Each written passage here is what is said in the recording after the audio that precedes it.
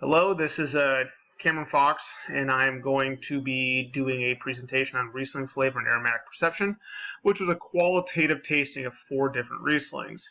It was by Brent, Cameron, Nick, Ian, Garrett, and this is, of course, me, Cameron, narrating it. Riesling's history and its role in Washington wine. Kind of some backstory on Riesling. Couple screen swipes here. Okay, Riesling originated from the Mosel and Rhine regions of Germany, mostly in the valleys, and also in the neighboring Alsace region of France. Here in Washington, it's actually grown in popularity. It's the second most produced wine in Washington behind Cabernet. There are 6,300 acres, roughly, of Riesling currently planted.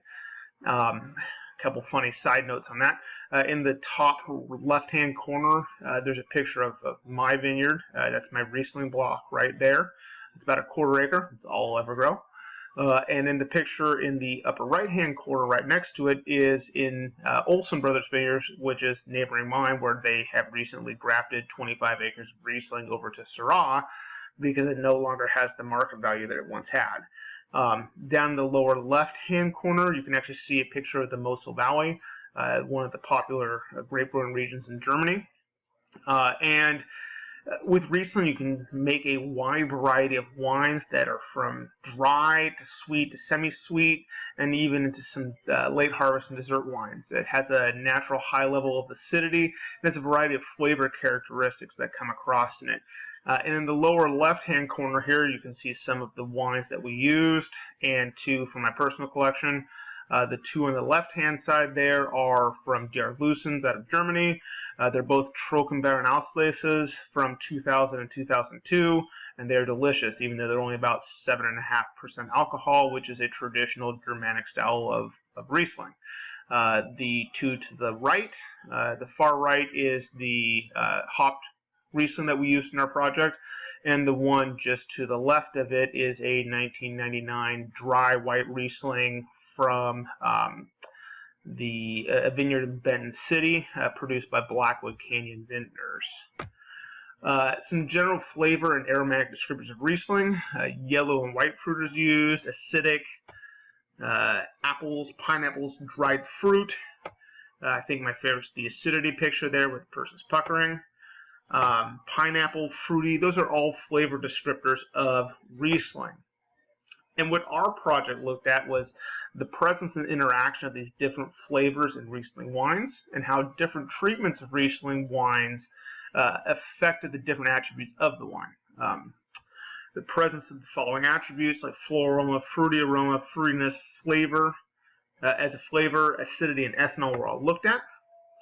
And kind of the evaluation process that we used was wine 1 was a standard Riesling from the 2015 vintage. Wine 2 is a dry Riesling that had pureed apples added during the fermentation or co-fermented with it. Wine 3 is a dry Riesling from the 2015 vintage that had dry hop pellets added following fermentation. And all those 3 wines were actually made from the same vineyard off of DeMoss Road, owned by Tapteel Vineyards. And they were done as a home winemaking project. Wine 4 was a commercially made dry Riesling from 1999 that was barrel aged for 8 years prior to bottling by Blackwood Canyon on Red Mountain. 5 panels were used following a 1-hour-long training session, and 5 different attributes were looked at. This table shows the different intensity standards that we assign to a set of standards, such as the fruity aroma, is 50 milliliters of apple juice in a wine glass, got an intensity of 9, and you can kind of see across the board how we associated those numbers. Following the training session, the panels were each given the 5 wines in a 1.5 ounce serving size in 10-ounce tulip glasses. They were asked to then describe each wine's intensity as far as the attribute we were looking at on a 15 centimeter line scale, and then the attributes following here, which I've already described: fruit aroma, floral aroma, fruitiness as a flavor, acidity, and ethanol. And then in between each round, we get a 10-minute break, where unsalted crackers were provided as a palate cleanser. Some results and discussion of this. Following the evaluation process, a two-way ANOVA analysis was done with PCA using Microsoft Excel. The simple statistics summary is kind of as follows. You can see the minimum and maximum means.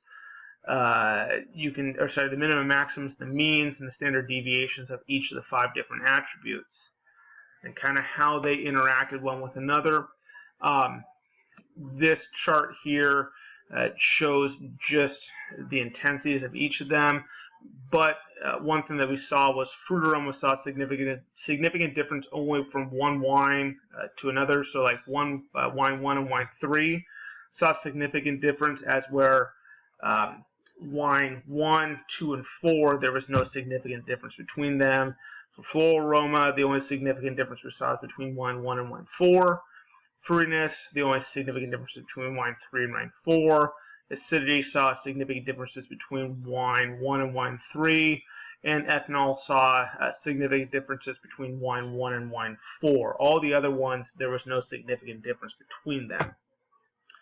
Kind of some more results and discussion here.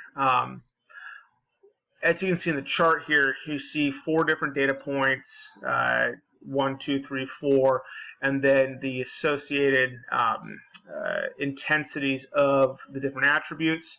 And you can see that wine 1 had a strong association with floral aroma and a weak association with fruitiness. Wine 2 had strong associations with all the different attributes. That's why it's actually towards the center of the XY axis. Wine 3 was strongly associated with fruitiness, floral aroma, and acidity. Which was interesting. That was the dry hopped wine. For some reason, it seems as if the hop being added to the wine following fermentation tended to bring out the expressiveness in both the floral aroma or fruit aroma, acidity, and fruitiness. It's actually a very nice wine. And wine 4 was strongly associated only with ethanol and weak with all the other traits. In older wines, it tends to be the case across the board as you start to lose varietal characteristics and it starts to have more esters that are associated with ethanol flavors. It's been described as almost a diesel-y taste in the past, but not in a bad way, just as a characteristic. Conclusions to this, Riesling is an important grape for wine production in Washington State, and dry hop Riesling seems to increase fruit aroma and some of the other associated attributes. Aged Riesling has an increase in ethanol flavors and aromas, but it loses its other varietal characteristics. More research is needed to see if co-fermenting Riesling wines with fruit and or dry hopping them has any sort of market value or something that the general public might like. And then in future research, separate tastings should be done at different time periods with longer intervals in between, as it seems as if the panelists had some sensory fatigue by the end of the wine tasting. It's kind of hard at 10 in the morning to drink 20 wines and actually be able to taste anything by the end of it. That's kind of our project here, and you can see here's a Riesling Spätlese from 1979. It's a lovely wine, and hopefully you guys will get to enjoy it. So thank you and have a great evening.